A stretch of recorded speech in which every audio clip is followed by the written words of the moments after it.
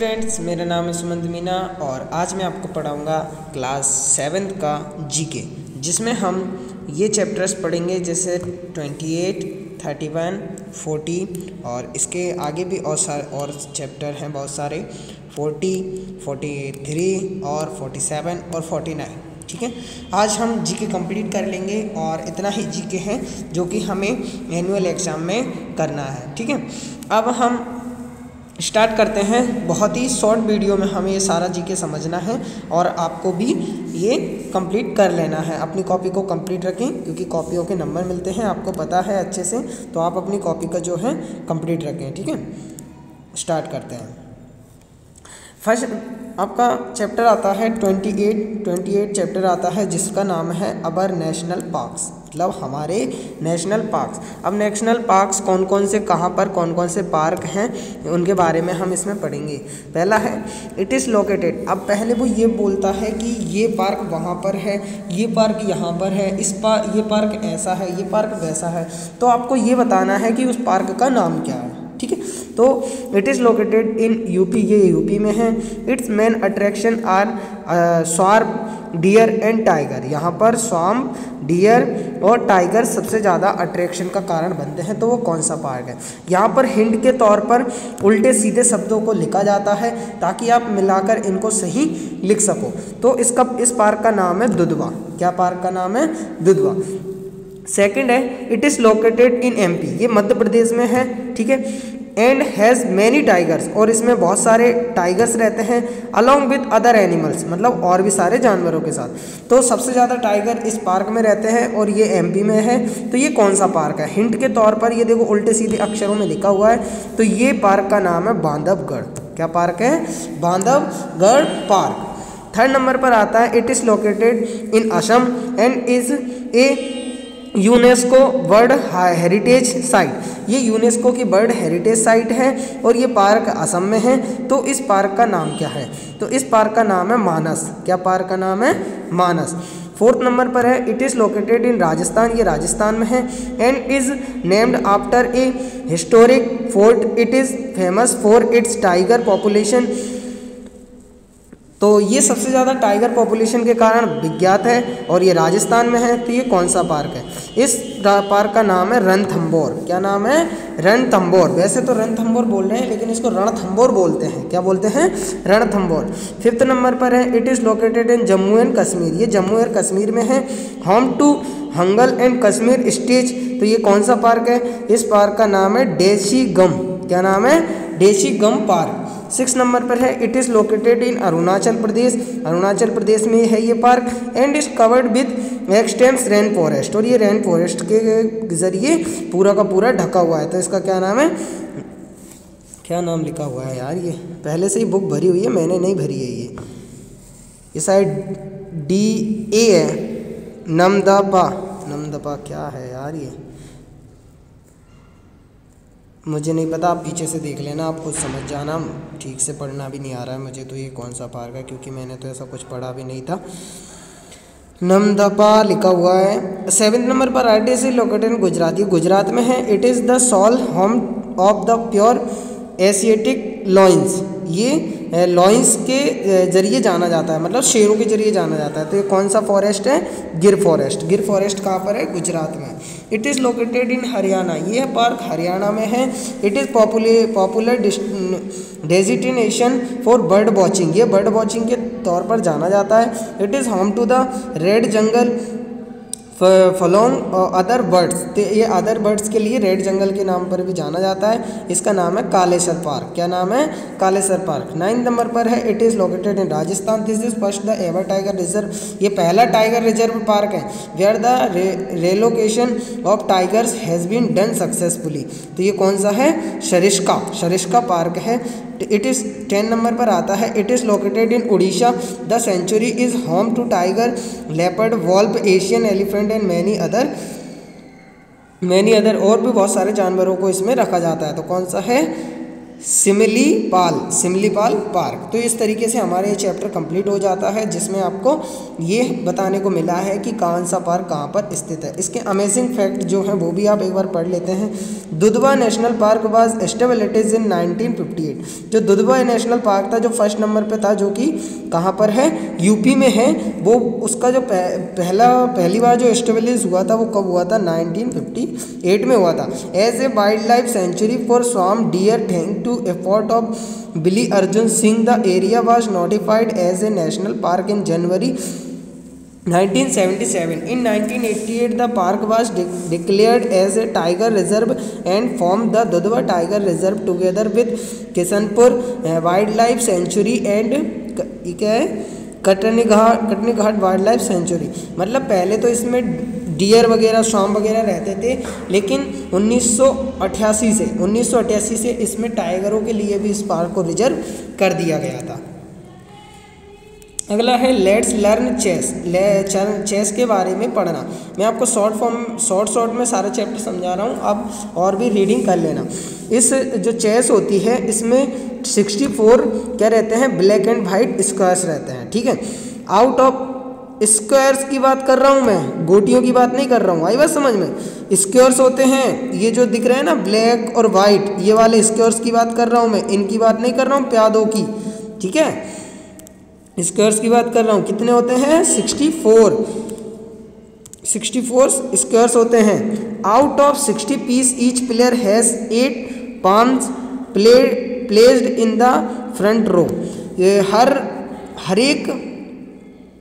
एक प्लेयर के पास 60 खिलाड़ी होते हैं। कितने खिलाड़ी होते हैं, 16, जिसमें से आगे के जो होते हैं ना 8 प्यादे होते हैं। क्या होते हैं, प्यादे होते हैं, जो सबसे छोटे होते हैं, ठीक है। इसके बाद आता है थर्ड नंबर वाला, in the back row each player has 2 rocks.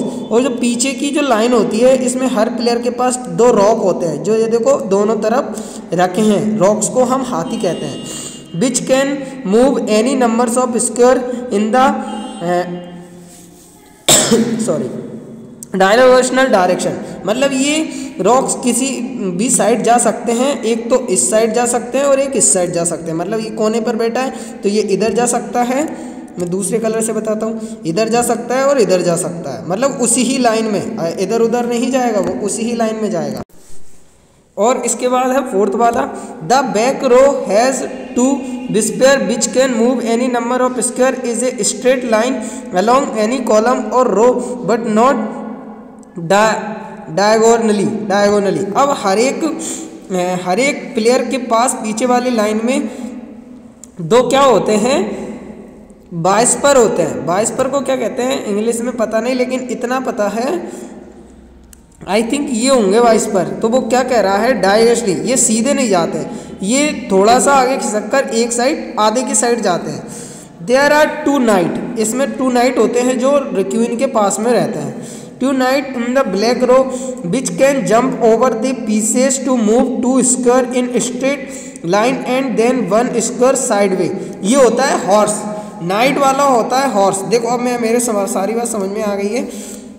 ये जो नाइट है ना, नाइट पे आता है हॉर्स। अब ये हॉर्स कौन सा है, इस नंबर पे जो आपको दिख रहा है ना, इसको हॉर्स बोलते हैं, घोड़ा।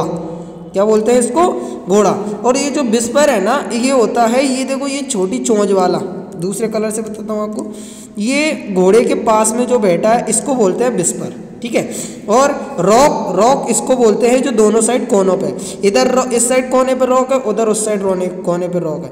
इधर इस साइड ये नाइट है जिसको घोड़ा बोलते हैं, और इधर इस साइड है, इधर ये वाला है विस्पर, इधर इस साइड है विस्पर। अब बचे बीच के 2।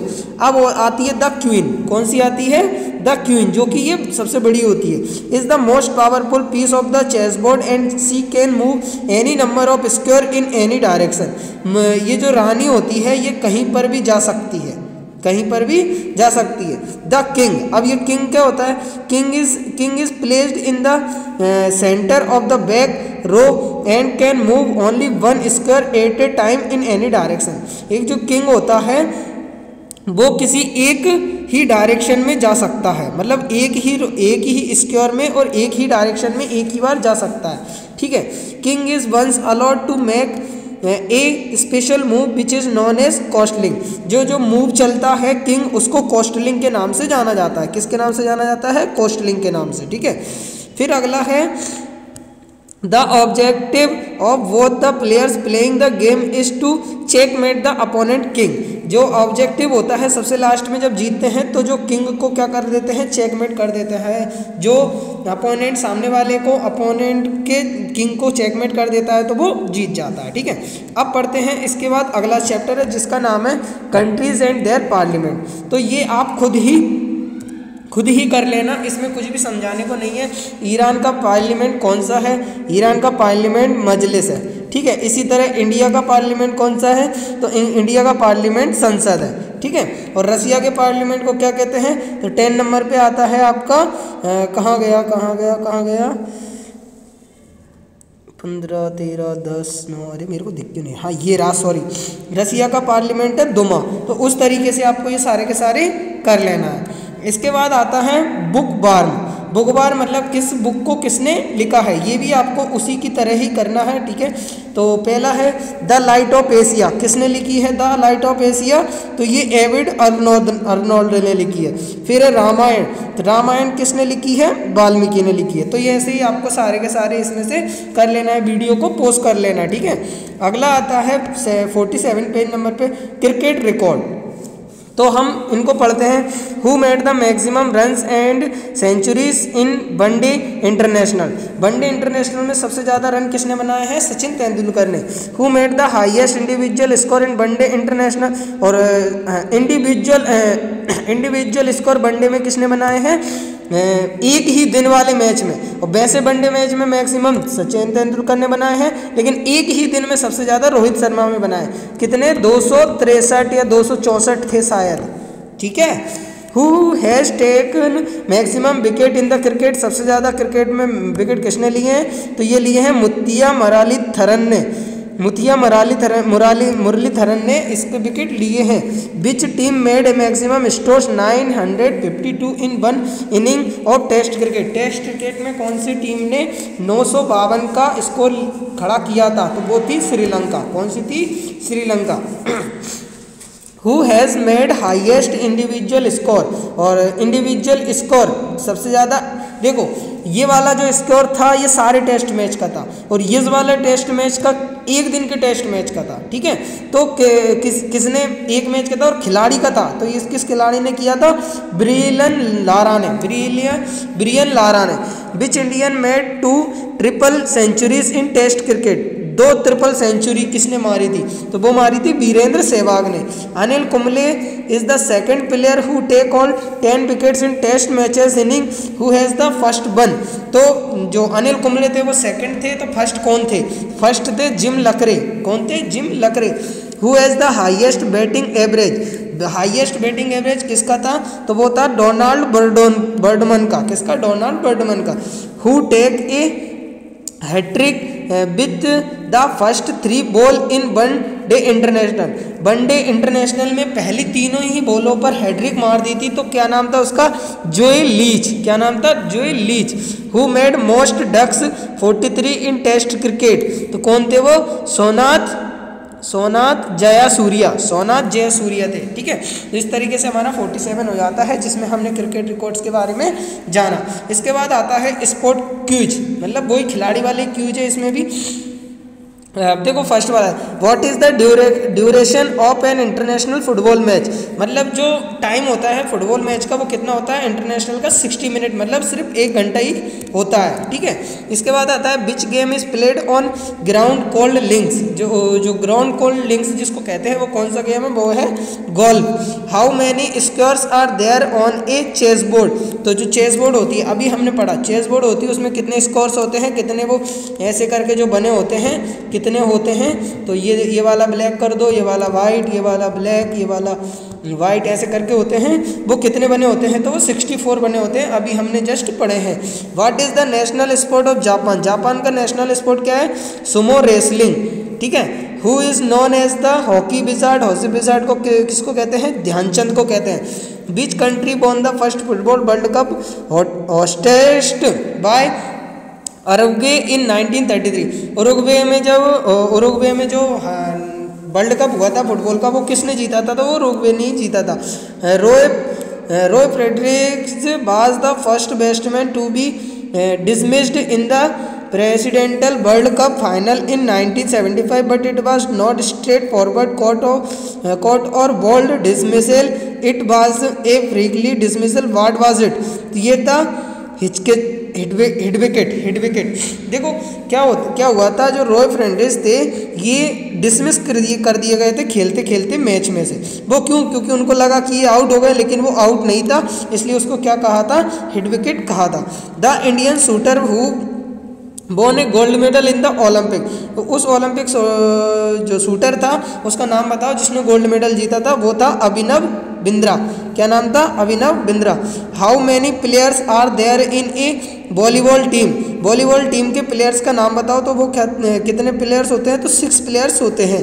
विच major sport event did not host on 1982? Which major sport, सबसे बड़ा जो मेजर स्पोर्ट था इवेंट डिड इंडिया होस्ट, जो इंडिया होस्ट करती थी 1982 में, वो कौन सा था? Field hockey world cup. क्या नाम था उसका? Field hockey world cup. How many gold medals has India won in hockey so far? So hockey में कितने गोल्ड मेडल जीते हैं? 11 मेडल जीते हैं। At what age did Viswanathan Anand become an international chess grand master? International chess grand master जो बन गए थे विश्वनाथन, वो उसकी एज कितनी थी? वो थी 18। How many players are there in soccer team? तो स्कोरर टीम में सबसे ज़्यादा कितने प्लेयर होते हैं? 11 प्लेयर्स होते हैं। Which city will be the host of 2020 Olympic? 2020 Olympic किसने होस्ट किया था? किस सिटी ने होस्ट किया था? तो वो था टोक्यो ओलंपिक। कौन सा था? टोक्यो ओलंपिक, जो अभी पिछले 1 साल पहले हुआ था, ठीक है, जिसमें नीरज चोपड़ा ने गोल्ड मेडल लिया था। किसने लिया था गोल्ड मेडल? नीरज चोपड़ा ने, ठीक है। किस खेल में लिया था? जेवलिन थ्रो में। किस में लिया था? जेवलिन थ्रो में, ठीक है, याद रखना। Okay bye. हमारा ये जीके का जो चैप्टर है सारे कंप्लीट हो गए हैं। आप इसको कंप्लीट कर लेना और एग्ज़ाम के लिए प्रिपरेशन अच्छे से बनाए रखना, अपनी कॉपी भी कंप्लीट रखना, ठीक है। Okay bye and take care.